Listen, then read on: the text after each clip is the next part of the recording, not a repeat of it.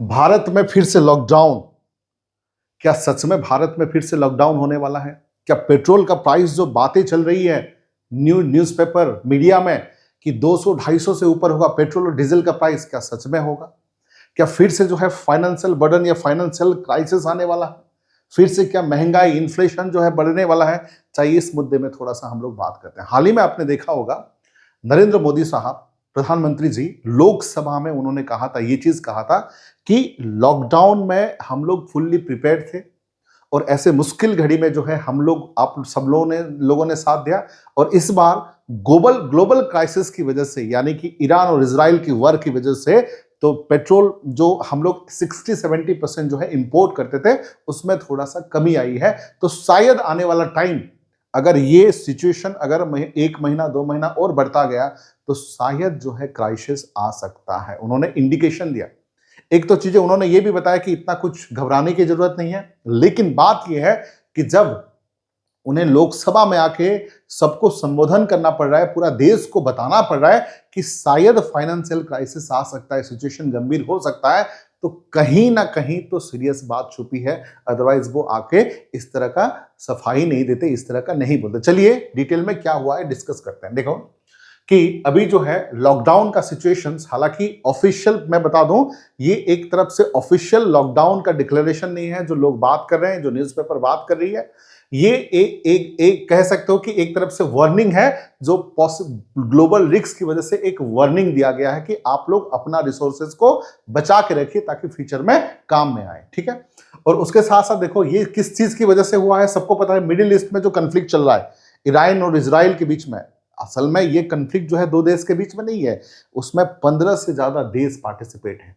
अगर एक तरफ इजराइल को सपोर्ट कर रहे हैं बहुत सारे कंट्रीज हैं, फ्रांस है, यूके है, यूएसए है, जर्मनी है, नेटो कंट्रीज हैं, ठीक है, ये सब, और दूसरी तरफ रशिया, चाइना और जितने भी लेबानन से लेकर जितने भी जो है ईरान को सपोर्ट कर रहे हैं। हालांकि हम लोग इंडिया न्यूट्रल हैं, ये अलग बात है, लेकिन 15 से भी ज्यादा कंट्री डायरेक्टली या इनडायरेक्टली जो है उस वार का हिस्सा है। कोई स्ट्रेटेजिक सपोर्ट कर रहा है तो कोई फाइनेंशियल सपोर्ट कर रहा है, कोई अपना हथियार भेज रहा है तो कोई पूरी तरह से सपोर्ट भी कर रहा है। तो एनीवे तो ये हो सकता है कि ऑयल प्राइसेस जो है थोड़ा सा इफेक्ट आ सकता है।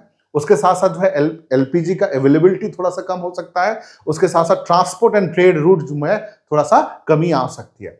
फ्यूल शॉर्टेज होगा, हायर प्राइस, एक इन्फ्लेशन देखने को हाल ही में मिल सकता है अगर कंटिन्यू रहा। ये अगर मान के चलिए 20 दिन 25 दिन या 1 महीना कंटिन्यू रहा तब होगा, अदरवाइज ये जो है कंट्रोल में है। ठीक है, how it can affect to India का भी वही चीजें हैं।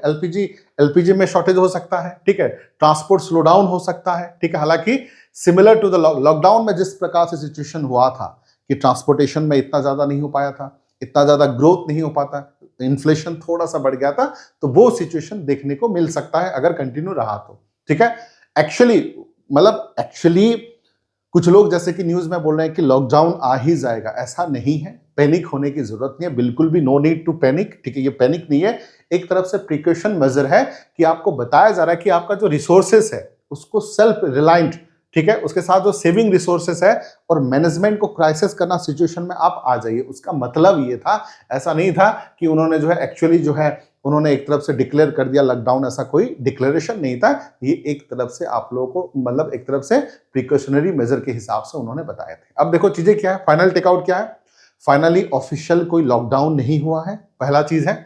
दूसरा है कि एक इकोनॉमिक इंपैक्ट आ सकता है, दैट इज फॉर श्योर, कहीं ना कहीं कुछ ना कुछ तो आएगा। उसके साथ साथ ये केवल जो है वार्निंग है। ठीक है, तो ऐसे मजेदार वीडियोस के लिए चैनल के साथ बने रहिए। हम लोग डेली बेसिस पे करंट अफेयर्स लाएंगे इस चैनल पे, बैक टू बैक लाएंगे।